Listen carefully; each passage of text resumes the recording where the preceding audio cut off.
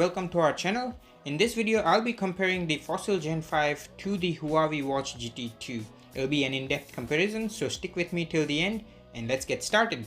If you're someone new to our channel, please consider subscribing to our channel as we do regular videos for various smartwatches like this one, smartphone reviews, tech tutorials, and much more. Also check out our playlist tab as we have dedicated playlist for Huawei, Fossil, Samsung, and Fitbit smartwatches, so be sure to check them out as there are more detailed videos about these smartwatches. I will be comparing these top-of-the-line smartwatches against each other in various aspects so you can make a good informed decision to purchase either or. I have linked all their accessories and deals on these smartwatches in the description down below, which I'll be talking about during this video, so be sure to check them out. So let's start with a brief unboxing experience and price. So the Fossil Gen 5 came in a box like this one. I was quite impressed with the packaging quality, but for me the winner in terms of unboxing experience and packaging quality is the Huawei Watch GT2, which came in a box like this one.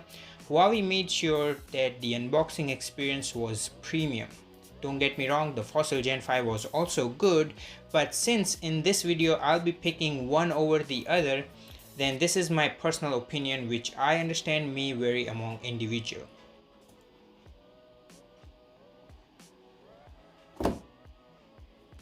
Okay, now let's talk about price. So the Fossil Gen 5 cost me a whopping 390 Canadian dollar plus taxes.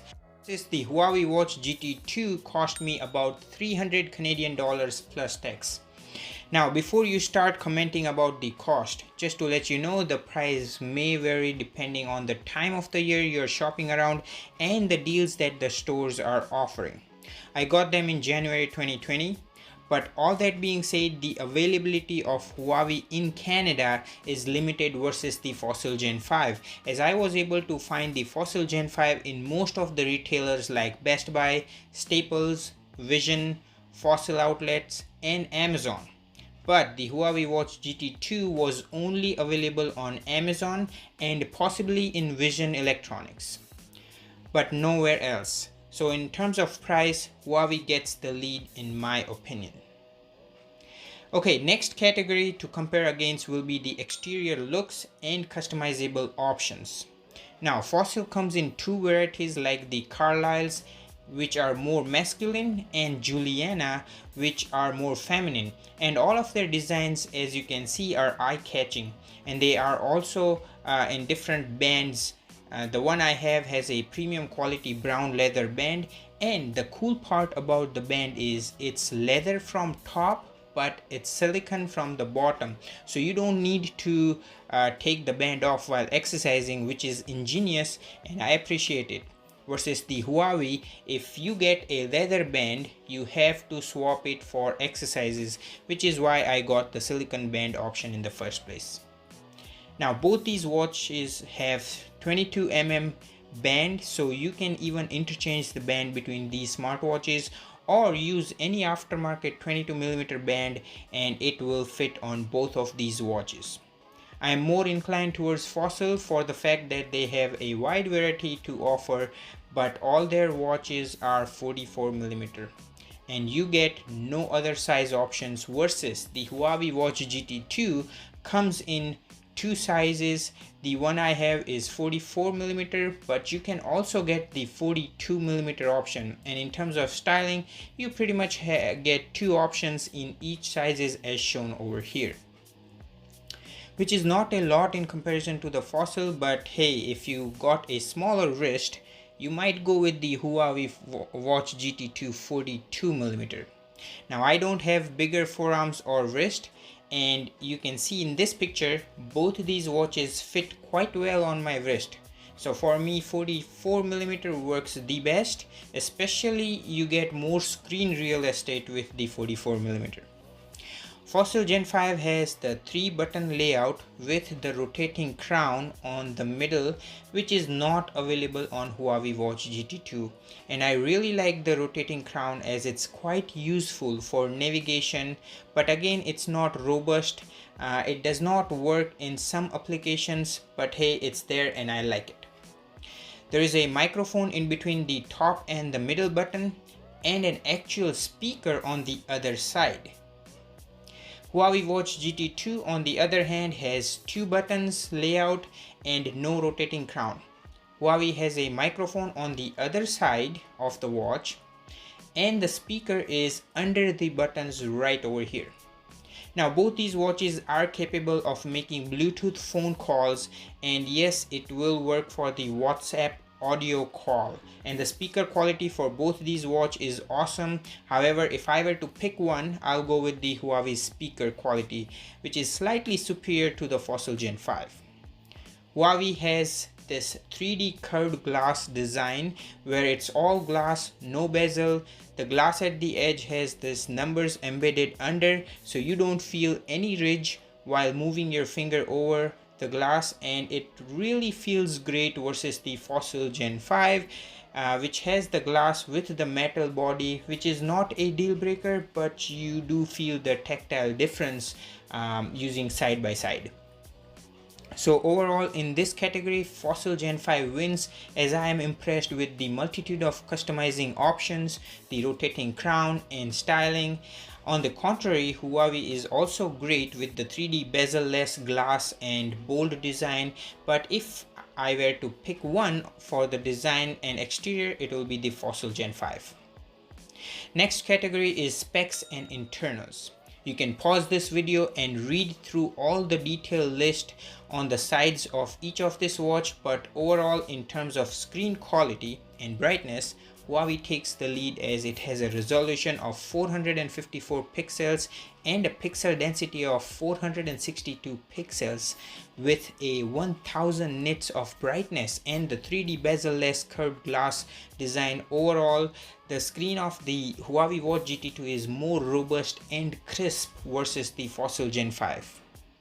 In terms of processing power, the Fossil Gen 5 has the Snapdragon 3100 processor, which is powerful amongst the other Google Wear OS smartwatches, and it has 8 gigs of onboard storage for apps, music and pictures, but it has only 1 gig of RAM, which is noticeable if you were to do speed tasking. On the other hand, Huawei Watch GT2 has its proprietary Kirin A1 chipset with enhanced power saving capabilities and a whopping 2 GB of RAM, which is the highest among most of the premium smartwatches, but sadly it only has 4 gigs of onboard storage with about 2.5 gigs of usable storage, which can only be used for music, and you cannot store pictures or apps on Huawei. So Fossil takes the lead over in terms of processing power.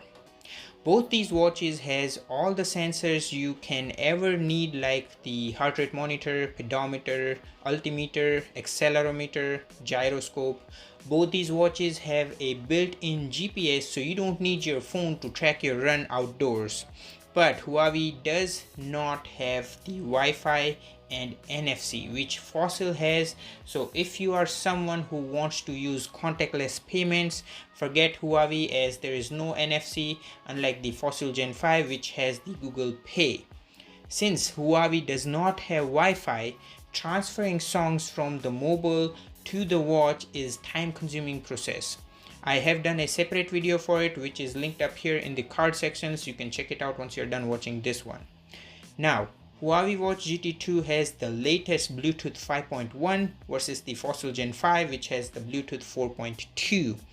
So the Huawei Watch GT2 has more robust connection, slightly longer Bluetooth range and more data transfer speed. And both these watch does not have LTE option, unlike the Samsung Galaxy Watch Active 2 and the Apple Watch. Both these watch are swim proof and you can take it for swim. However, the Gen 5 is 3 atmospheric pressure water resistance versus the Huawei GT2 is 5 atmospheric pressure water resistance. So don't take the Fossil Gen 5 deeper in the water. With all that being said, picking one over the other in terms of specs category comes down to your personal preference, but for me, Fossil Gen 5 wins as it has the Wi-Fi, NFC for Google Pay, more internal storage and the Google Wear OS with options to download functional apps. Next section is navigation and menu layout. Fossil Gen 5 has a classic Wear OS interface, and with the rotating crown, it's just awesome and flawless. You can scroll down to get 7 quick options along with the battery level and connection indicator. The quick options include settings, airplane mode, volume options, battery customization mode, Google Pay, turn off watch display, and do not disturb mode. I wish we can customize these options and add more options like the Samsung Galaxy Watch Active 2. You can scroll up to get notifications. You can swipe right to access Google Assistant, which is the virtual assistant by Google, and it can do multiple tasks like send an alarm, check weather, show reminders, send text messages, and much more. This is not even an option on a Huawei Watch GT2, which I definitely miss out. If you were to swipe left, you can access 5 customizable widgets. You can enter the menu by clicking the crown button and use the crown to navigate around the menu. One thing I found with the crown is, although it's super convenient to use, it does not always work with all the apps. On the other hand, the Huawei Watch GT2 has 2 button layout. The top button can be used to enter the menu. You have to swipe up or down to go around the menu. Swipe right to get back to the home screen. On the home screen, you can swipe left or right for various statistics. You can swipe down from the top on the home screen to pull out the quick options like do not disturb, show time, find my phone, alarm, and settings with the battery level indicator, date, day, as well as Bluetooth connected or not icon. You can swipe up from the main screen to pull out the notification. One other important thing is you cannot interact with any of the notification on the Huawei Watch GT2, unlike the Fossil Gen 5 where you can even reply, delete, and much more, which is another drawback of the GT2. So that being said, the winner in this category for me personally is the Fossil Gen 5, as I like the rotating crown, the Google Assistant, and the fact that I can interact with the notifications, which I can't on the Huawei. Next up is fitness tracking, which is a huge one. Fossil Gen 5 has the Google Fit for your fitness tracking.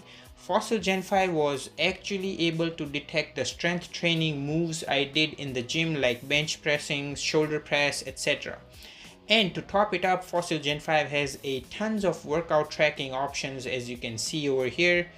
In terms of heart rate tracking, Fossil Gen 5 was not overshooting like the Galaxy Watch Active 2, nor it was undershooting like the Fitbit Versa 2.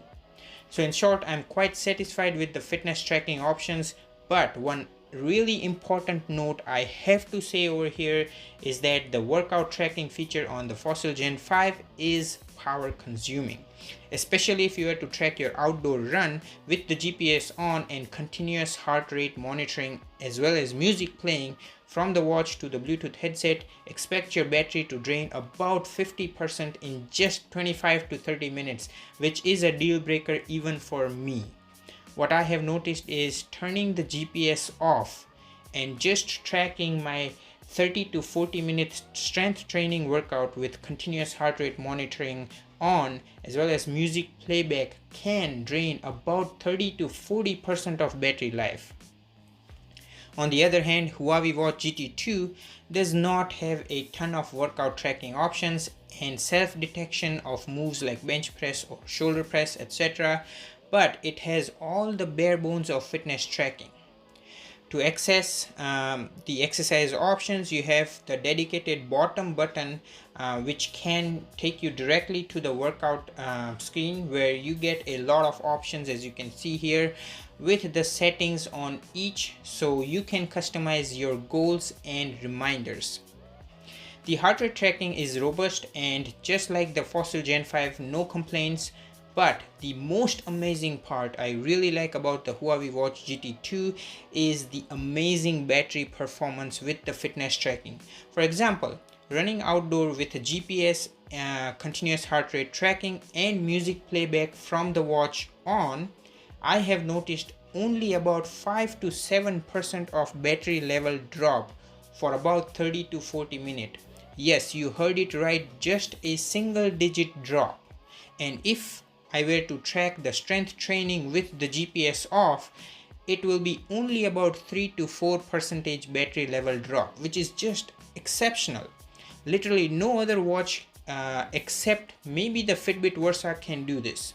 So for me, despite of less workout tracking options, Huawei Watch GT2 wins only because its exceptional battery performance with the fitness tracking. Sometimes there were instances where the Fossil Gen 5 battery died while tracking my outdoor run. Stay tuned by subscribing, as I'll be posting more in-depth fitness tracking options and real-time monitoring for these watches, as I have done for the Samsung and Fitbit smartwatch, which I have linked up here in case if you guys want to check it out once you're done watching this one. Now let's talk about battery life before we even compare. Huawei Watch GT2 wins in this section, period. I can proudly say that I only charge my Huawei Watch GT2 maximum 3 times per month. Most likely it's just twice a month. On an average, Huawei Watch GT2 44mm will last about 2 weeks per charge, and that's because the Kirin A1 chip, which is highly power efficient, and the fact that the Huawei does not have an app store, so there are no third-party battery consuming apps like it is on the Fossil Gen 5. Huawei Watch GT2 has a 455 mAh battery, which is relatively bigger compared to other smart watches. Now, Fossil Gen 5 has the Google's Wear OS, which is well known in the tech industry for its notorious battery performance. However, I really appreciate Fossil's effort of adding its own software for extended battery mode. I have done a detailed video about it, which is linked up here in case if you guys want to check it out once you're done watching this one. But even with that, where obviously you will have to compromise by turning off the Wi-Fi, location, NFC, screen brightness and all, what I'm able to get is maximum of 2 days of a battery life. And if I were to use the Gen 5 at its full potential with everything turned on, it won't even go past 10 to 12 hours. Fossil Gen 5 has the largest battery capacity of 545 mAh, but with all that extra size and the battery modes, it's not even worth to be compared to Huawei Watch GT2. So basically, if I were to use the additional features that the Fossil Gen 5 offers on top of Huawei GT2, like the Wi-Fi, NFC, Google Assistant, third-party apps and games, I can't even go past 1 day without charging. And if I were to sacrifice all those features, then I'll be going maximum 2 days versus the Huawei Watch GT2, which will go about 2 weeks. Plus, keep in mind, it can track the exercise with the continuous GPS on and the heart rate tracking monitoring. Both these watches have their own proprietary charging bricks, and they're not wireless charging capable like the Samsung Galaxy Watch Active 2, which I can even charge from back of my S10 Plus. Now, Fossil Gen 5 has this magnetic charging brick, and the cool part is you can even turn the cord around after sticking it to the back of the watch, thanks to the unique design.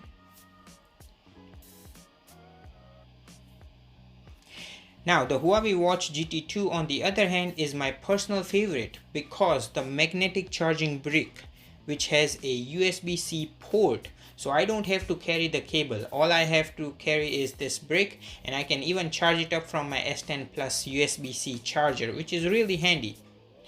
So, just keeping the personal preferences aside, Huawei Watch GT2 wins here definitely. Lastly, let's talk about software, apps, games and watch face options and wrap it up with my final say. Fossil Gen 5 has the Google's Wear OS, which is well known for a ton of apps and games. I have done a video for the top free games on Fossil Gen 5, which is linked up here in case if you guys want to check it out once you're done watching this one. Gen 5 also has a huge selection of watch faces from the Play Store. In terms of apps, as an example, you can get Gallery, where you can browse around pictures. You can even get functional apps like Maps, Camera, Find My Phone, audio recorder, web browser, flashlight, Spotify, etc. On the other hand, Huawei Watch GT2 does not have any app store, so you cannot add any additional apps or games. All you have is the built-in apps like contacts, music, barometer, weather, stopwatch, timer, alarm, flashlight, and Find My Phone. I can appreciate Huawei to include basic functional apps like Find My Phone, alarm, stopwatch, flashlight, but I really miss apps like camera control, gallery to view images. There are good pre-installed watch face, but that's it. You cannot add any third-party watch face as you can on the Fossil Gen 5, so you are limited with options. So for me personally, Fossil Gen 5 wins over here. So my final verdict is that both these smartwatches are top of the line smartwatches undoubtedly. To make it simple, if you are a Wear OS fan and you want a smartwatch which can do smart functions like interaction with the notifications, cool third-party apps, games, and watch faces, go with the Fossil Gen 5. And if you are someone who does not care about smart features but want a watch with exceptional battery life of 2 weeks, with all the features like awesome fitness tracking, continuous GPS and heart rate monitoring, onboard music storage and playback, barebone apps like Find My Phone, stopwatch, smart alarm, ability to make audio calls directly from the watch, awesome sleep tracking, then Huawei Watch GT2 is the best option currently in the market.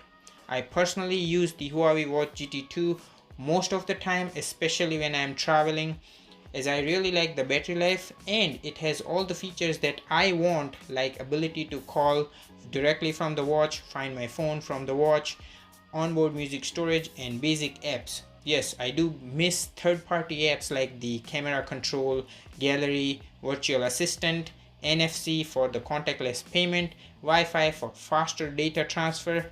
But none of this is a deal breaker for me, and I guess it's the same for you guys as well. So the choice is yours. If I were to pick one, I would go with the Huawei Watch GT2 and save $100 with exceptional battery life.